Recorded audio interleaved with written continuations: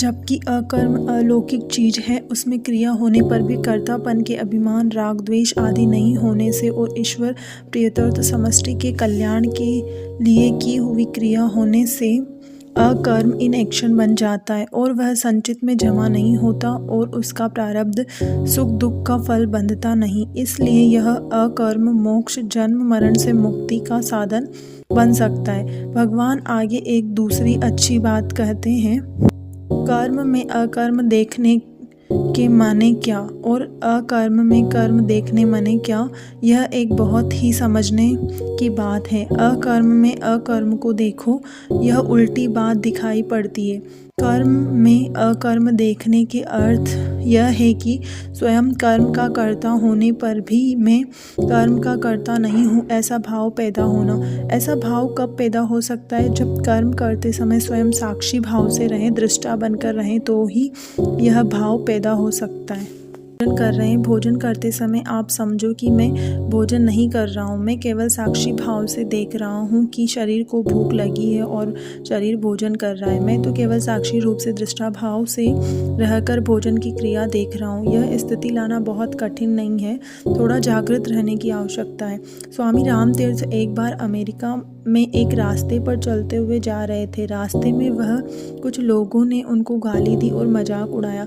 जिनके यहाँ वे ठहरे थे वहाँ स्वामी रामतीर्थ वापस आए, तब वे बहुत ही आनंद से हंसने लगे।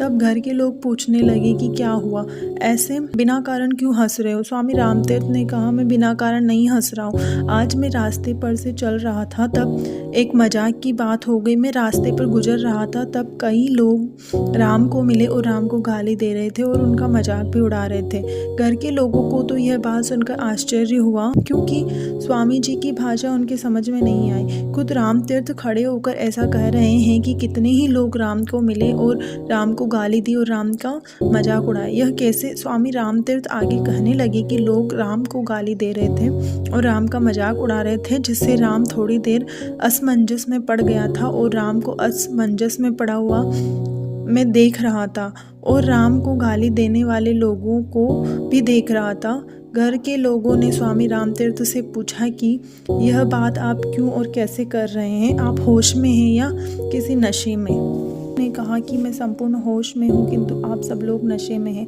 मैं होश में हूँ इसलिए तो ये बात कह रहा हूँ। अगर मैं नशे में होता तो ऐसा समझता कि वे लोग मुझे गालियाँ दे रहे हैं, किंतु मैं संपूर्ण होश में था, इसलिए मैं जानता था कि वे लोग मुझे गाली नहीं दे रहे हैं, किंतु राम को गाली दे रहे हैं। और इसलिए मैं तो साक्षी रूप से दृष्टा बनकर उन गाली देने वाले लोगों के सामने मात्र निर्विकार भाव से देख रहा था।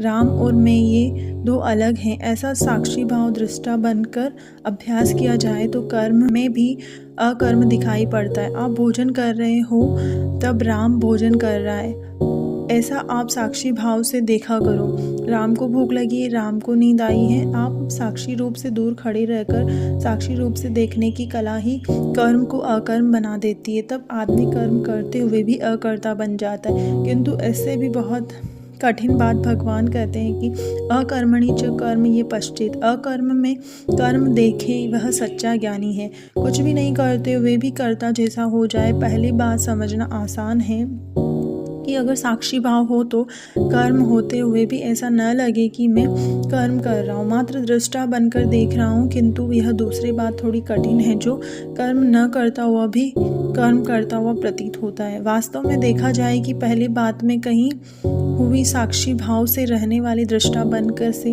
रहने वाली स्थिति अगर अभ्यास में आ जाए, तो दूसरी बात में कही हुई स्थिति स्वाभाविक रीति से अपने आप प्राप्त हो जाती है, क्योंकि उस स्थिति में इस समग्र संसार चक्र को चलाने वाले परमात्मा के साथ तादात्म्य का अनुभव होता है और उस परमात्मा की तमाम शक्तियाँ अपनी ही शक्तियाँ हैं, ऐसा भाव जागृत हो जाता है और सृष्टि में जो कुछ हो रहा है वह स्वयं ही कर रहा है, ऐसा कर्तापन का भाव स्थिर होता है। स्वामी रामतीर्थ एक समय बहुत ही आनंद में आकर कहने लगे, देखो यह सूर्य चंद्र तारे ग्रह नक्षत्र पृथ्वी आदि सबको प्रथम मैंने ही गति प्रदान की है और गतिमान किए हैं, चलते फिरते किए, और मैं ही उन सबको सर्वथा गतिमान रखता हूँ। मैंने ही सब पहले चांद तारों को इशारा किया और गतिमान कर दिए। लोगों ने पूछा कि यह सब आपने किया, भरोसा नहीं हो रहा है। राम ने कहा, हाँ मैंने, यानी रामतीर्थ नहीं, मैं यानी शरीरधारी रामतीर्थ नहीं हूँ, उससे अलग जो मैं हूँ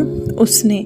इस तरह भीतर ही जो साक्षी रूप से बैठा है वह दृष्टापद से खड़ा हो जाए तो उसको सर्वशक्तिमान परमात्मा के साथ तादात्म्य हो जाता है और वह कुछ भी नहीं करते हुए भी वह सब कुछ करता है। इसी का नाम अकर्म से भी कर्म को देखना है। फिर वह बेकार बैठा हो तो भी वह सब कुछ कर रहा है। हवा को भी वह चला रहा है, वृक्ष को भी वह बढ़ाता है, फूल भी वही खिलाता है। वह वृक्ष के नीचे आंखें बंद करके बैठा होने पर भी चंद्र एवं सूर्य को चलाता है और गतिमान करता है। सबुद्धिमान मनुष्येषु सयुक्त कुत्सन्न कर्म कृत।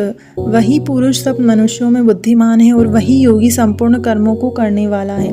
कर्म सहज होने से उसका कर्म अकर्म बन जाता है। सहज स्वाभाविक कर्म ही अकर्म कहते हैं। करोड़ों बाल्टी से उलटने से भी कोई असर नहीं होता है और गहन जो नहीं अंधकार को वह दूर करता है। फिर भी आप सूर्य नारायण को पूछो कि आपने आकर गहन अंधकार को दूर किया, इसलिए हम आपका आभार मानते हैं। तो सूर्य नारायण ऐसा ही कहेंगे कि मैंने अंधकार को दूर किया ही नहीं, किंतु मेरे अस्तित्व मात्र से ही अंधकार अपनी ही सहज रीति से स्वाभाविक दूर हो गया है। और अगर ऐसा नहीं होता तो मेरे अस्तित्व का कोई अर्थ ही नहीं है, मेरा सूर्य नारायण नाम ही मिट जाएगा। यह कर्म में अकर्म देखने और अकर्म में कर्म को देखने का प्रत्यक्ष उदाहरण है। भयंकर प्रगाढ़ अंधकार को दूर करने पर भी सूर्य नारायण कुछ भी करते नहीं और कुछ भी नहीं करते हुए भी वह प्रगाढ़ भयंकर अंधकार को तत्काल दूर करते।